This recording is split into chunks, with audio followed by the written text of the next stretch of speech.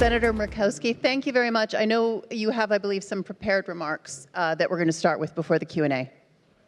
Danielle, thank you. Thank you for the opportunity. I regret that I'm doing this by Zoom. I know that this is never the preferred format, but I want to thank Arctic 360 for not rescinding my invitation here amidst the current turbulence that we're seeing in the U.S.-Canada relationship, and I don't want my light comments to be interpreted as anything that would diminish the very significant conversations that we intend to have. But know that I come in peace. I want to have a frank discussion. Sometimes we get to pick our topics, and sometimes the topics kind of choose themselves, and I think that's the case that we are looking at this week. Obviously, the focus recently has been on tariffs, with President Trump threatening to impose them on Canada. Canada wasted no time in its response. I've seen some of the public reaction from up north, and really completely understand the sense of betrayal that I think many are feeling. We've seen videos showing empty shelves with the Buy Canadian signs replacing American products. We've seen people booing the U.S. national anthem at NBA and NHL games there in Canada. The Wall Street Journal, their ed board, described this as having the potential to be, in their words, the dumbest trade war in history, which is why I think we're all glad to see it averted, at least for 30 days. But what's become clear is that President Trump is negotiating in an unorthodox way, but in a Trump way, in an aggressive manner, but not for entirely unreasonable things. I think focusing on border security, stopping fentanyl, is going to be good for both of our nations. Canada increasing its defense spending to meet NATO targets is only fair. I would also add the need to address transboundary mining. This is occurring just upstream in some of Alaska's best fishing grounds, so I'd add that to the list as well. But ultimately, there is no question that we are in new territory for our longstanding and for a very ironclad bilateral relationship. This new administration is reevaluating everything with everyone, both foreign and domestic. Believe me, we're feeling it here in the United States, in my state. And then, of course, meanwhile, Canada is looking at its own elections coming up. We'll see what unfolds with those. And so I think in the midst of all of this, we've got to keep perspective on things. I'm one that believes that the U.S. and Canada are neighbors by geography, but we're friends by choice. And you think about how President Reagan described the U.S.-Canadian border, excuse me, as a meeting place, not a dividing line. And again, I think that is so important. Our issues, what we're facing now, they're real, but they are resolvable. And I don't want a trade war emanating from our capitals to crowd out everything else out there, including the partnership that we need on all fronts. And Danielle, particularly, you mentioned our focus on the Arctic. I worry that it's going to take away our attention that we need on the defense and security in the far north, everything from our Coast Guards to the future of NORAD to IcePac. But we do have some opportunities to coordinate on personnel. We can do that with Arctic ambassadors. We do have opportunities when it comes to responsible development of resources within the Arctic, like our critical minerals, that allow both of us to mutually benefit from them. We have opportunities to invest in infrastructure and to improve the quality of life for everybody who's living in the region, to help open up new shipping routes instead of shutting down trade itself. So I guess I'd end it on, really, the question is, how do we get past this tariff dispute and on to the other issues that demand our focus. How can we settle our mostly gentle disputes and really embrace the longer-lived policies that will help strengthen the alliance that we've had? So I want to help find those answers. I think conversations like the ones you are having today are really a valuable part of that effort. Know that I will be engaged in that. I think it was just last evening that here in the Capitol, we had a reception with our Canadian friends. It is important as we think about how we move forward that the conversations are constructive, but the conversations are many.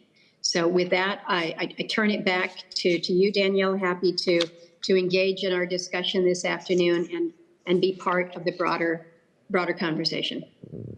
Thank you very much. You know, the first question that I was going to ask you was, in fact, about the state of Canada-U.S. relations and where we go from here. You've addressed that, but I guess I would just say that it goes beyond tariffs, right? We have a situation where, especially, you know, in Alaska, there's a long shared border and there's an integrated, our defense forces have long been integrated. There is a huge amount of concern expressed by President Trump about border security. In practical terms, when you have one partner in NORAD and Northern Defenses, you know, threatening another, not just with a trade war, but to annex the other country using economic force is the language that was used. How does that defense relationship work? How do you run border security together? Yeah, well, when you think about what you've just outlined, think about the partnership, the relationship that we've had for so long. It's rooted in shared values. It's the economic ties, obviously. It's the long-standing history of the allied relationship that we have here. And your point is well taken. The relationship that we have from a security perspective, a national security perspective, has been so key and so integral to our combined efforts. I just need to go back to a month ago, literally. Well, yeah, I think it was just a little bit a month ago. We had Russian and Chinese air sorties up in Alaska's airspace. Well, not quite in our airspace, in our ADIs, but it's not just Alaska that is standing guard there. We've got our partners in Canada that joined with their jet fighters to help intercept. And I stand corrected, because when we had the Chinese engaged, this was more than a couple months ago. But my point in being that the Canadians are there with us, not only in exercises, but in many of these intercepts. We're partnering with our northern neighbors for Coast Guard excursions, Navy excursions. We are sharing we're sharing the efforts. We're sharing research. You think about the combined research efforts that we have with the Healy icebreaker that we have up north, combined with the Louis Saint Laurent. You know, it is from a strategic perspective key, and it has to be unwavering in order for this combined defense. I was on the phone less than an hour ago with the commander of NORAD, General Guyot, talking about a host of different things. But again, his responsibility is not just the U.S. It is working with our Canadian partners. And so when we have other issues that emanate, that cause friction, we can't let that spill over into the shared defense, the shared security that the two countries have. So we're all looking for the same thing, and so making sure that the conversations are very clear, are very open, but with an understanding that we've got to navigate through some perhaps economic issues that might be a little bit challenging. But at the end of the day, both of us want strong borders. We want a strong relationship, and how we're going to get there requires good dialogue, not threats. You've also been on the record about Greenland, saying Greenland is an ally, not an asset. Yeah. Should Greenland join NORAD? Would that make sense? Would it accomplish perhaps some of the U.S. president's goals? Well, I mean, these are conversations, again, that are worthy of discussion. I haven't been shy in saying that that the partnership, the alliance, the relationship that we've had with Greenland, literally since World War II, has been a strong one from a strategic national security strategic perspective. We've had Thule, now Pittavik, in place. They're in Greenland for decades now. Is there more that we might want to do working with Greenland on that? I think that is worthy of discussion. Is this concept of Greenland being part of NORAD one that is part of the discussion? That's fair. I think where it gets a little edgy is when the suggestion is we're just going to buy you. Then it's harder to have a conversation. Look at what Alaska brings to the table when we're talking about the Arctic. We have an extraordinarily strategic position geographically.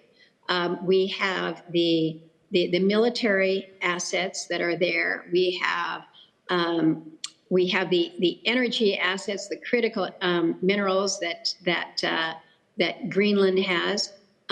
We've got many of the same attributes, and we have the benefit of being the 49th state in the United States. So as we look to the relationship between the United States, Canada, and Greenland, I think we need to view the opportunities that we have as the North American Arctic, and how can we, as a North American Arctic, be partnering more closely. I'm reminded that Greenland is a mere 16 miles from the shores of Canada there, and so when you think about what we share, not only the geography but the people and the cultures, there is plenty for us to be building on. There have been a flurry of new policies in the first weeks of the new administration, executive orders related to drilling, climate change, the IRA, borders. Are there any that are particularly welcome to you regarding Alaska, and are there and what is of greatest concern to you besides tariffs?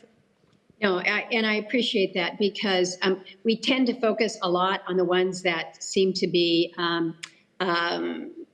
just more disruptive, if you will. But I have been very encouraged by what the administration has announced as it relates to Alaska. I think we're the only state in the country that received its own executive order directed to one state, and that was to unleash Alaska's energy potential.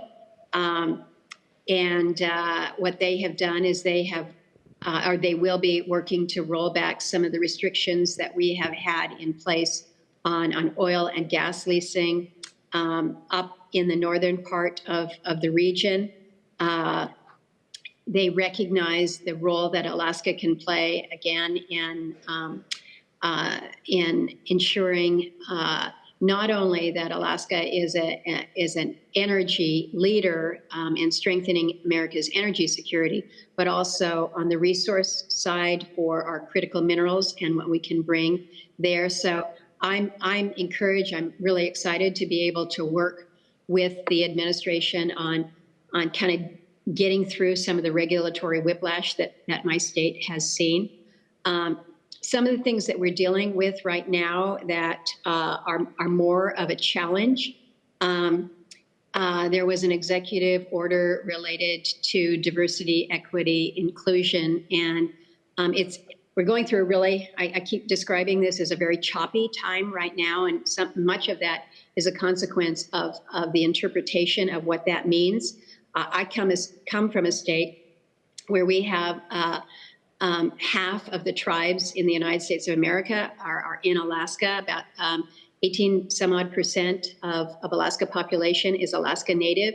And initially there was great concern that tribal programs or tribal entities would somehow fall under this executive order pushing back on DEI initiatives, when in fact our Native people, this is not race-based. This is political status, a trust relationship. So we're working to provide greater clarity to that. But that was still continues to be a little problematic. But I think we're making some headway in greater clarity there.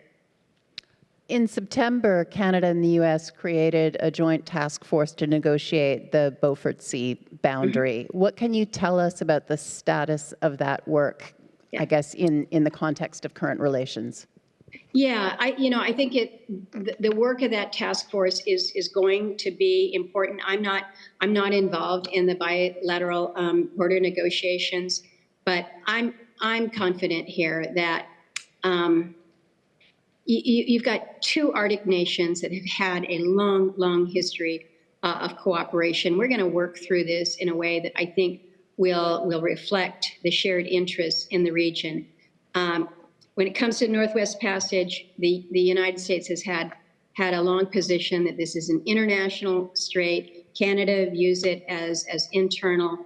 This isn't a new debate. We know that, but we're of course seeing Arctic shipping routes become more viable, and so everything that we do to maintain open lines of communication is going to be important. We need to work towards a practical solution here, and I guess I know that we get concerned about what is happening in Ottawa versus Washington D.C., but I have confidence that we have good people with shared interests that will help us navigate through some of these. And I think the Joint Task Force on the Beaufort Sea boundary there is going to be important, just as we work through some of these shipping and transit issues. I'd like to ask you about the Ice Pact as well. Canada, Finland, and the U.S. working together to build polar icebreakers, polar capabilities. On the U.S. side, how close is the U.S. to actually starting to build ships? And do you see any possibility, I guess, that the work through the Ice Pact is complicated by, again, the state of the relationship right now between Canada and the U.S.? Well, I wish that I could tell you with great enthusiasm that we are proceeding aggressively. In fairness, our icebreaker program has just been fraught with all kinds of challenges. I've been working this issue for decades now, and we have authorized 6, 3 heavy, 3 medium. We have appropriated to 3, and we have 0 right now in terms of what we're building out. So it is very, very clear that we need to do more than just talk about it. We need to make sure that we've got a focus to the program that is not only clear, but with an urgency that meets the situation in the North. I just met with some of the incoming folks in the administration focused specifically on the icebreaker program. And I will tell you, I am encouraged more by that sit down than any meeting that I have been in the past several weeks in terms of direction and just an aggressive posture as to how we're going to move more rapidly. With regards to the ice pact, you know, when it was first announced, I thought this is encouraging here. This is going to be a great opportunity, but I was worried that it might be more on paper or more on talk and less than actual implementation. And as of now, at least on the U.S. side, I'm not seeing the type of I guess, aggressive engagement that I would like on that. I think it's unclear now going into the new administration how they may view that as an opportunity. But I'm kind of looking at this, and I've made it clear in my discussions that this isn't just about buying more ships. It's about looking at all of the available solutions. We shouldn't be afraid to talk about leasing. We shouldn't be afraid to talk about partnering with allies who really know how to build icebreakers. We haven't built a new icebreaker in this country in over 4 decades. How we can work on co-developing capabilities. These are all things that we should be talking about. We've seen the success with AUKUS when it comes to submarine production. That model, I think, is an example of how you can have multinational collaboration.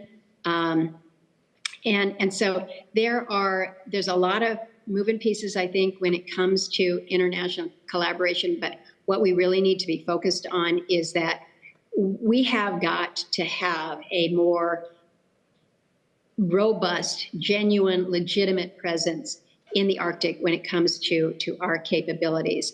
And so I say icebreakers are not just a nice to have, they are a must have for our Arctic leadership. And we can't just have them. I mean, seriously, I'm standing here, I'm standing here, I stand up, and I have all this stuff on my desk, but I'm showing you all, this is a piece of steel from the shipyard down in Louisiana and this is a little replica of an icebreaker. They wanted to give me this to show how thick the steel is. It's a hard job, but right now this is all we got. And believe me, this isn't cutting any ice in the Arctic. So I got a lot more work to do, but we're going to keep at it.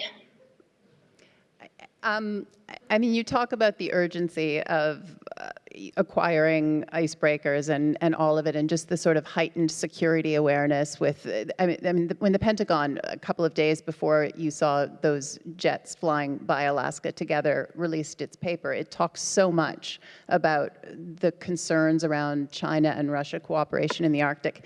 Given all of those security concerns, you know, to get back to the Northwest Passage, would it perhaps just help security to just simply agree that those are Canada's internal waters? It's all sorted. There's a bit on one side where you go into it where you've got the US, maybe you come out at the other side right around our border with Greenland, and it's just sort of sorted. I mean, would it be better to have this finalized, resolved? I think everyone wants, I think we all have a desire to make sure that we don't have areas of contention, particularly with our friends and our neighbors. And so how we work through this and do it in a way that is expedient and is respected is going to be important. We don't need to be fighting over this. So I don't know, again, in terms of those negotiations that are going on, how they are proceeding, and if in fact they have been set back because of some of the recent the fallout, if you will, It's not as if Mr. Trump and President Trump and Mr. Trudeau are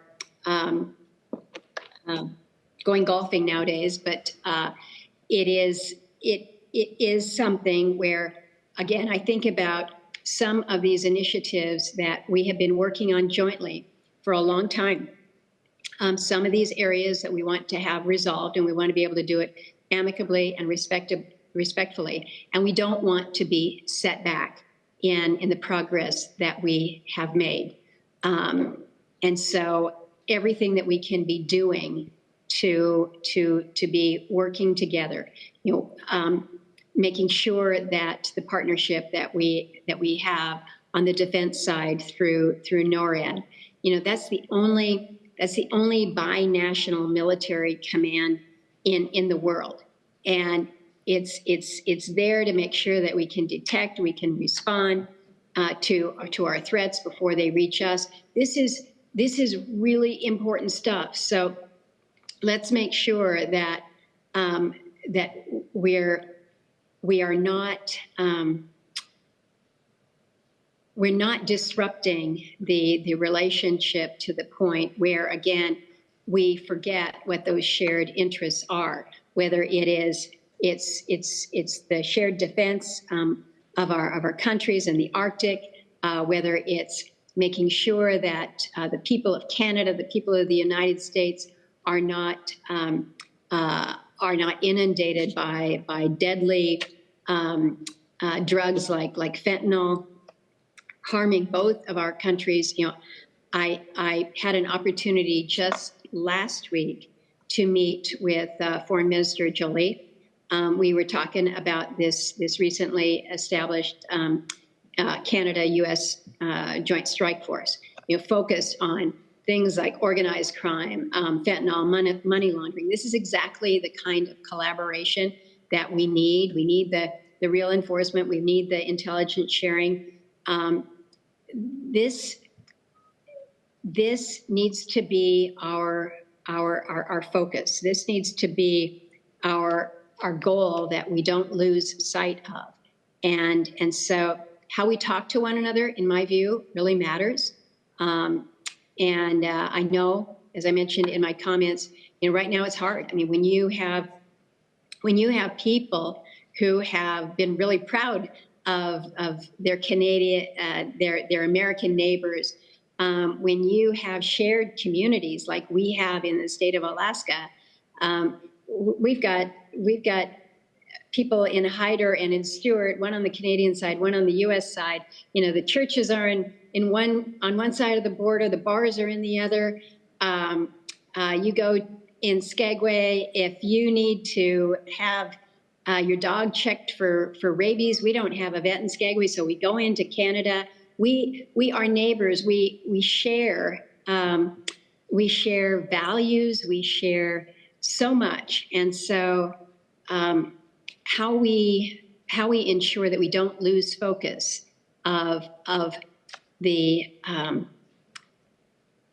relationship that we have built because of the fact that geography says we're neighbors, but that we are, again, able to choose Canada as our friends. We've got some work that we need to do. I don't think we leave it just to our respective presidents. I don't think we leave it just to our elected leaders. I think it is up to all of us to continue to work to address those. All right, Senator Murkowski, thank you very much. Thank you. Good to be with you, Danielle, and good to be part of your program today on Arctic 360. Next time, maybe I'll be able to be there in person and we won't have to do the Zoom thing. So thank you. We look forward to that. Thank you very much. Thank you.